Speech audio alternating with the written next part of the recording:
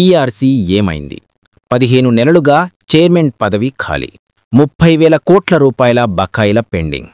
కూటమి ప్రభుత్వం అధికారంలోకి వచ్చి 15 నెలలు దాటినా ఉద్యోగ, ఉపాధ్యాయ, పెన్షనర్ల సమస్యలు పరిష్కారం కాలేదు.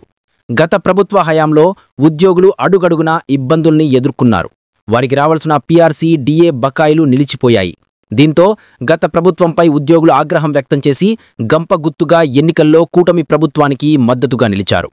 12వ పే రివిజన్ కమిషన్ పీఆర్సీ నియామకంపై కూటమి ప్రభుత్వం ఆలోచన చేయకపోవడంపై ఉద్యోగ, ఉపాధ్యాయ సంఘాలు ఆగ్రహం వ్యక్తం చేస్తున్నాయి. వైసీపీ హయాంలో హడావుడిగా 2023 జూలైలో 11వ పీఆర్సీ కమిషన్ చైర్మన్గా మన్మోహన్ సింగ్ను నియమించారు. ఎన్నికల తరుణంలో ఆ కమిషన్కు కనీసం కార్యాలయం, అవసరమైన సిబ్బందిని నియమించలేదు.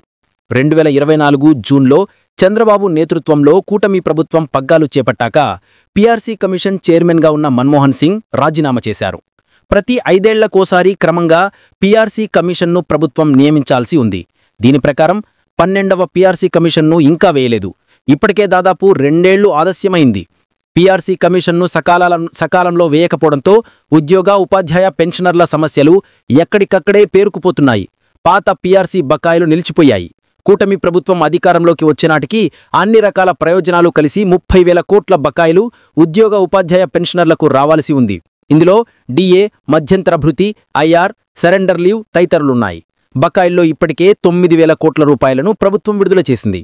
ఇంకా దాదాపు 30,000 కోట్ల రూపాయల బకాయిలుండడంతో వారు ఆందోళన చెందుతున్నారు. ఉద్యోగ, ఉపాధ్యాయుల ఆగ్రహం. కూటమి ప్రభుత్వంపై ఉద్యోగుల నుంచి ఆగ్రహం, అసంతృప్తులు వెల్లడవుతున్నాయి. అధికారంలోకి రావడానికి ఉద్యోగులే ఎక్కినట పాత్ర పోషించారు. అయినా వారి సమస్యల పరిష్కారంపై పూర్తిగా చొరవ చూపకపోవడంతో ఆందోళన చెందుతున్నారు. అటు కాంట్రాక్టు, అవుట్సోర్సింగ్ ఉద్యోగులు ఆందోళన బాటపట్టారు. సమస్యల పరిష్కారంలో చంద్రబాబు అలసత్వంపై ఏపీ జేఏసీ అమరావతి నేతలు మాట్లాడుతున్నారు. 15 నెలల చంద్రబాబు పాలనలో ప్రజలతో పాటు ఉద్యోగుల్లో కూడా తీవ్ర ఇబ్బందులు ఎదురవుతున్నాయని వైసీపీ అధినేత మాజీ సీఎం జగన్మోహన్ రెడ్డి ధ్వజమెత్తారు. వీరికి తీరని ద్రోహం చేస్తున్నారని మండిపడ్డారు. ఉద్యోగాల భర్తీ చేపట్టకపోగా 2 లక్షల వాలంటీర్లను తొలగించారని ఆగ్రహం వ్యక్తం చేశారు.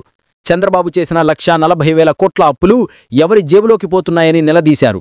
కొత్త పీఆర్సీ చైర్మన్ను నియమించకపోవడం విమర్శలకు దారితీస్తోంది. ఉద్యోగుల డిమాండ్లు. ఉద్యోగ, ఉపాధ్యాయ, పెన్షనర్లు ఆర్థికపరమైన డిమాండ్లను పరిష్కరించాలని ప్రభుత్వంపై ఒత్తిడి పెంచనున్నారు. Contributory pension scheme, CPS, guarantee pension scheme, GPS రద్దు చేసి పాత పెన్షన్ విధానాన్ని పునరుద్ధరించాలి. 2003 డిఎస్సీ ఉపాధ్యాయులకు కేంద్ర ప్రభుత్వమేమో 57 ద్వారా పాత పెన్షన్ విధానాన్ని వర్తింపజేయాలి. 12వ పీఆర్సీ కమిషన్ను నియమించాలి. 30% మధ్యంతర భృతి ఇవ్వాలి. 2 కొత్త అనగా పెండింగ్ డీఏలు విడుదల చేయాలి. 11వ పీఆర్సీ బకాయిలను, డీఏ బకాయిలను, సరెండర్ లీవ్ బకాయిలను, పీఎఫ్, ఏపీజీఎల్ల బకాయిలను తక్షణమే చెల్లించాలి. 70 ఏళ్లు దాటిన పెన్షనర్లకు 15% అడిషనల్ క్వాంటమ్ ఆఫ్ పెన్షన్ను అమలు చేయాలి. పంచాయతీరాజ్ యాజమాన్యంలో అనగా స్థానిక సంస్థలలో పెండింగ్లో ఉన్న కారుణ్య నియామకాలను తక్షణమే చేపట్టాలి. కలెక్టర్ పూల్ ద్వారా వెంటనే పోస్టింగ్లు ఇవ్వాలి. ప్రభుత్వ, పంచాయతీరాజ్ ఉపాధ్యాయుల ఉమ్మడి సర్వీస్ రూల్స్కు సంబంధించి 72, 73, 74 జీవోలు అమలు చేయాలి. ఆంగ్ల మాధ్యమంతో పాటు తెలుగు మాధ్యమాన్ని సమాంతరంగా కొనసాగించాలి. డిమాండ్లు నెరవేర్చే వరకు పోరాటాన్ని కొనసాగిస్తామని ఉపాధ్యాయ, ఉద్యోగ సంఘాలు హెచ్చరిస్తున్నాయి.